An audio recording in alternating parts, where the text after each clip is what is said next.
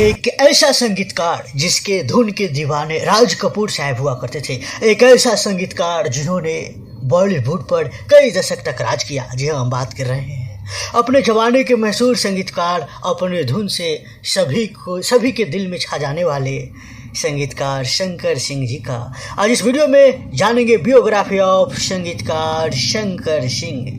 संगीतकार शंकर सिंह कैसे अपने धुन से सभी लोगों को आकर्षित कर लेते थे, बड़े बड़े अभिनेता को ध्यान अपने और खींच लेते थे।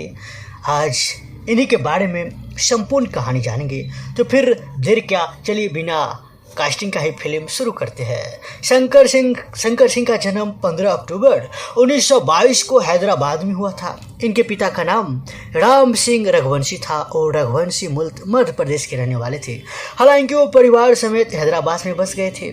शंकर जी को बचपन से ही कसरत करना और कुश्ती लड़ना, साथ ही इसके साथ शरीर को चुस्त दुरुस्त रखना उनका सबसे बड़ा शौक था।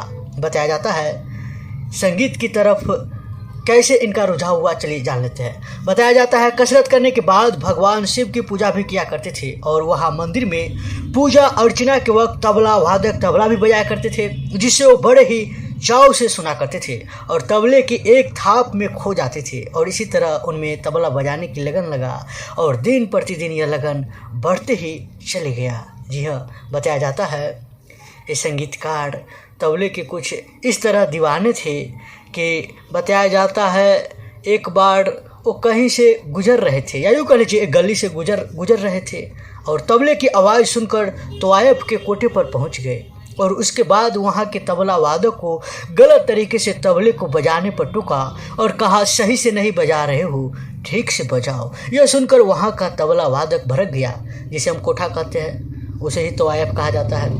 और बात यहाँ तक बढ़ गया कि लोगों ने कहा कि चलो तुम ही सही से बजा कर दिखाओ। तब शंकर सिंह कह लीजिए या शंकर साहब कह लीजिए या संगीतकार शंकर सिंह कह लीजिए, इन्होंने इतना काबिल अंदाज में बजाया कि वहाँ के बैठे लोग वाह वाह करने लगे और ठुमके लगाने लगे। इतना तारीफ़ किया कि जितना हम तारीफ़ करेंगे कम है। यही नहीं, संगीतकार शंकर सिंह तबला की और बारीकी जानने तथा तबले में निखार लाने के लिए उन्होंने नाटक मंडली में शामिल हो गया और इसी के साथ पृथ्वी थिएटर्स में 75 रुपये मासिक पर उन्होंने नौकरी करना शुरू कर दिया, वो भी एक तबला वादक के रूप में। और इसी के साथ उन्हें वही थिएटर्स में छोटी मोटी भूमिकाएँ मिल जाती थी, छोटा मोटा रोल मिल जाता था नाटकों में करने के लिए। उसी दौरान उन्होंने तबले के साथ साथ सितार को भी बजाना सीख लिया और सुर और तार में महारत हासिल कर लिए। संगीत के साथ साथ अपने नियम से कसरत भी करते थे। उसी दौरान कसरत करने थिएटर के पास ही कुछ दूर पर बनी व्यायामशाला में जाया करते थे। तब उनकी नज़र दत्ताराम पर पड़ी और उनसे मुलाकात हुई। दत्ताराम जी तबले और ढोलक के माहिर थे। तब शंकर जी तबले और ढोलक के वारिक हुनर दत्ताराम जी से सीखने लगे। शंकर जी के वादन से काफ़ी प्रभावित हुए। दत्ताराम जी तब उन्हें फिल्मों के अंदर संगीत का कार्य दिलाने के लिए दादर में लाए, जो कि माया नगरी मुंबई में पड़ता है, और उनकी मुलाकात गुजराती फिल्मकार चंद्रवान भट्ट से कराई गई। बताया जाता है जिस वक्त शंकर जी और दत्ताराम जी फिल्मकार चंद्रवदन भट्ट के यहाँ पहुँचे, तब वहाँ फिल्मों में काम की तलाश में जय किशन जी भी पहुँचे थे और साथ ही साथ अंदर बुलाने के इंतज़ार में साथी बाहर बैठे थे। और आपस की बातचीत से पता चला कि जय किशन जी हारमोनियम के जादूगर है और बहुत ही अच्छा बजाते हैं। और इसी के साथ शंकर जी ने जय किशन जी को पृथ्वी थिएटर से जोड़ लिया, क्योंकि थिएटर में एक अच्छा हारमोनियम मास्टर की ज़रूरी थी। दोनों साथ मिलकर काम करने लगे और इसी तरह दोनों की दोस्ती बढ़ती गई और पक्के मित्र बन गए।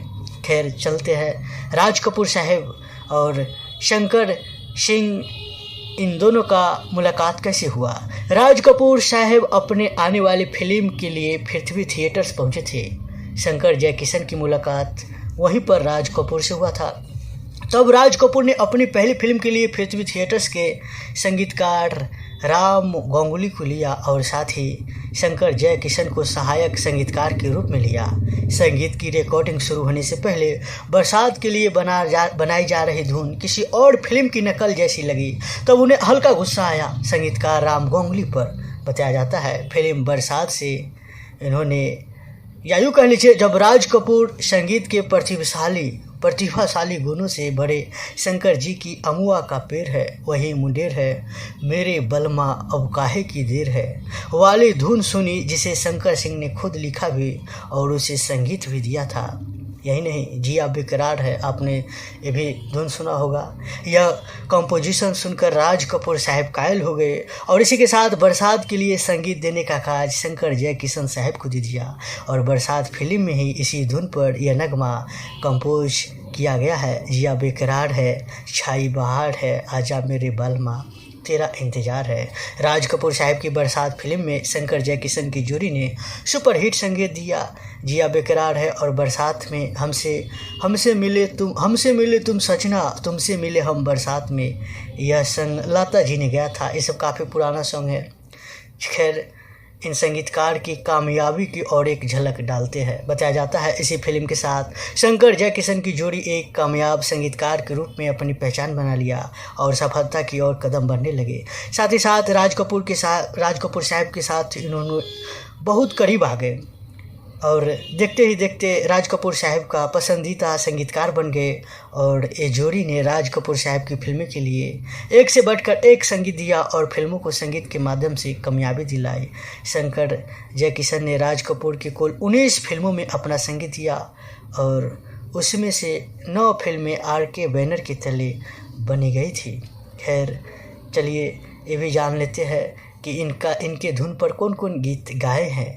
शंकर जयकिशन जी ने अपने द्वारा बनाई गई तमाम अलग अलग धुनों को गाने का मौका उस दौरान के तमाम महान सिंगर को दिया है, जैसे लता जी, मुकेश जी, रफ़ी जी, किशोर कुमार साहब, ऐसे कई सारे महान सिंगर को। और इनके कुछ धुन सुपरहिट फिल्मों की बात कर ले तो जैसे आवारा हूँ आवारा, प्यार हुआ इकरार हुआ, सब इन्हीं का दिया हुआ धुन है। ऐसे कई सारे गाने हैं। वही इनका पुरस्कार की बात करें तो दोनों की जोड़ी को फिल्म फेयर की तरफ से 9 बार सर्वश्रेष्ठ संगीतकार के पुरस्कार से सम्मानित किया गया और अंतिम के 3 सर्वश्रेष्ठ संगीतकार होने का पुरस्कार लगातार 3 वर्ष तक मिले। वहीं आखिरी सफ़र की बात करें इनका तो फिल्मी दुनिया के प्रसिद्ध संगीतकार जोड़ी संगीत के बादशाह की हैसियत से लगभग 2 दशक संगीत जगत पर राज किया, जो वर्ष 1971 तक कायम रही। और इसी के साथ सबसे पहले जयकिशन जी का निधन हो गया 12 सितंबर 1971 को और फिर 26 अप्रैल 1987 को शंकर जी का निधन हो गया। और हमेशा के लिए संगीत का जादूगर शंकर जी हम सबसे सदा के लिए दूर चले गए और इस दुनिया को अलविदा कह गए। और इनका एक प्यारा सा नगमे जाने कहाँ गए वो दिन, इन्हीं का दिया हुआ धुन है। खैर दोस्तों, मैं जानता हूँ कि थोड़ी बहुत इस वीडियो में दिक्कत हुआ होगा आप लोगों को। अगर आप लोग अच्छे से और जानना चाहते हैं तो आप लोग हमें कमेंट में बताइएगा। हम पूरा क्लियर से इनके बारे में बायोग्राफी एक बार फिर से बनाएंगे, क्योंकि हम टाइम कम होने के कारण थोड़ा जल्दी में ही इस वीडियो को हम संपन्न कर रहे हैं, यानी समाप्त कर रहे हैं। खैर, इस वीडियो में इतना है। इस वीडियो को सब्सक्राइब कीजिएगा, अपना राय दीजिएगा और नीचे लाल बटन दबाकर इस चैनल को फ्री में सब्सक्राइब कर लीजिएगा।